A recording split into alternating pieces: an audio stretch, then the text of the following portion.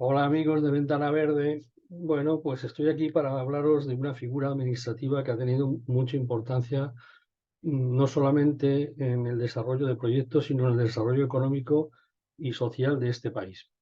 Es los estudios de impacto ambiental.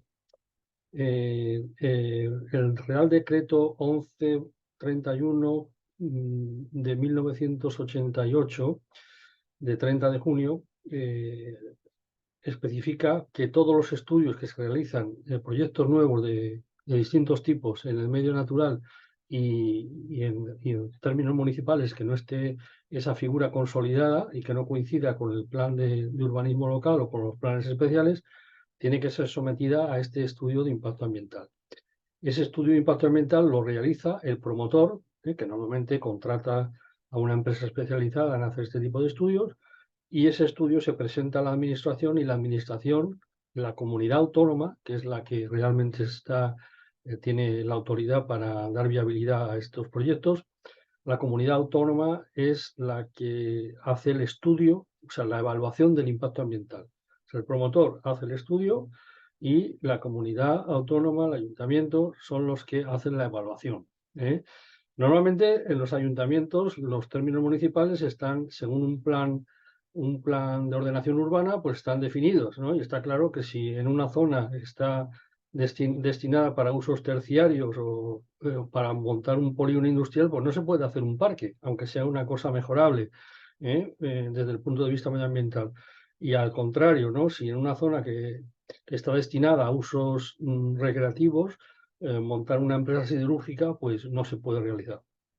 Esto es básicamente lo que trata de proteger este decreto, ¿no? Que es un decreto europeo totalmente, la comunidad autónoma local de todas las comunidades autónomas de España y que es de obligado cumplimiento en la Unión Europea en todos los países, a medida que se van incorporando.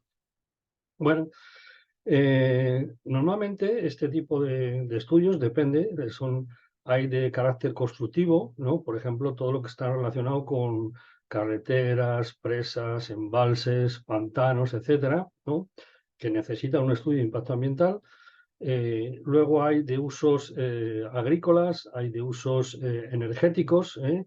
De usos energéticos, pues ahora mismo han tomado una importancia tremenda, porque significa que hoy podemos montar un parque eh, generador de electricidad mediante generadores de aire, que son parques eólicos, o mediante un parque de placas fotovoltaicas o placas solares que generan electricidad. Bueno, es lógicamente que este tipo de desarrollos energéticos en este momento y antes tenían una importancia brutal. ¿Qué pasa? Pues que dependiendo un poco de las condiciones y las características de gobernabilidad del país, si coincide el gobierno, el color político de la comunidad autónoma con el color del ayuntamiento, del municipio donde se va a realizar esto, pues parece ser que hay más facilidad para entenderse, ¿no?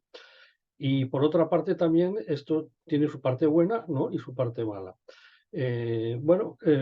Porque a veces proyectos que no son viables y que de entrada no se saben que son viables, cuando hay un poder político que lo echa adelante ese proyecto, pues realmente pues se está poniendo en riesgo una inversión y está poniendo en riesgo puestos de trabajo y está poniendo en riesgo una actividad. Yo he tenido la suerte de trabajar en muchas zonas de España en este tipo de proyectos, sobre todo en temas de parques recreativos, parques temáticos. Hubo un boom en los años 90, a final de los años 90, después de la Expo 92, después de la construcción de Por Aventura, de Isla Mágica, de Terra Mítica, etcétera. Hubo un boom en todo el país de este tipo de parques, ¿no? Que son parques que son recintos cerrados, donde se paga una entrada y hay una serie de atracciones, y bueno, y hay unas normas de seguridad, de higiene y laborales que no se dan, por ejemplo, en las instalaciones de una feria se celebra todos los años en un pueblo, ¿no? Se monta una noria, se montan unos cacharritos, unas actividades, pues esto, el control al que está sometido en este tipo de proyectos, pues es muy importante. Bueno, pues está claro que los parques eólicos, por ejemplo, ¿no? Es lo que estábamos hablando antes, los aerogeneradores, pues esto de repente vemos que toma un papel, una dimensión enorme, ¿eh? Y estamos viendo que realmente el estudio de impacto medioambiental, que antes si había dos encinas se consideraba que ahí había un encinar, ¿no? En algunas comunidades, o que no se podía construir nada porque allí había habido hace 20 años un encinar. Incluso yo he conocido proyectos que,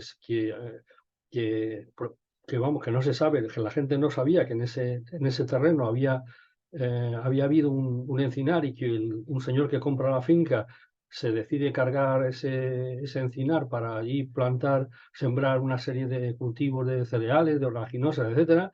Ese señor vende la finca, después este otro vende a su vez la finca, y hay un señor que quiere hacer un proyecto de un resort turístico, de un campo de golf. Y en este tipo de proyecto, pues lógicamente se hace un estudio de impacto ambiental, se hace una evaluación y le dan el permiso para hacerlo, ¿no? Y ya cuando empieza la licencia de obras, le dan la autorización, ahí empieza el movimiento de tierra, y automáticamente llega Medio Ambiente y le paraliza la obra. Le paraliza la obra después de haberle dado permiso para la actuación, haberla evaluado y haberla considerado aceptable. Bueno, pues este tipo de actuaciones y otras que han sido, que prácticamente lo que han hecho es aburrir a los promotores, a esos inversores que venían de otros países, en el norte de España, en Asturias, Cantabria, toda la zona norte, incluso La Rioja, pues ha habido proyectos, por ejemplo, que eran una mejora del medio natural. ¿Por qué? Pues porque sobre todo había abandono de minas que ya no se utilizaban, y entonces estos proyectos, la superficie estaba basada en gran parte en la recuperación de esos espacios que eran totalmente deteriorados, totalmente erosionados, recuperar esos espacios y ese entorno, hacerlo habitable, convertirlo en... Bueno, esto yo creo que ha habido problemas de todo tipo, ¿no?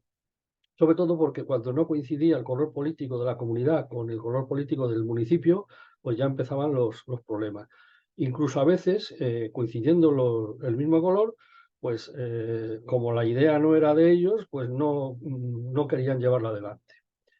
Eso yo creo que ha retrasado y nos ha tirado por la borda a cantidad de proyectos. Yo puedo deciros de una comunidad autónoma que en el año 2000 tenía en la dirección de deportes, tenían más de 120 proyectos para poner en marcha de campos de golf.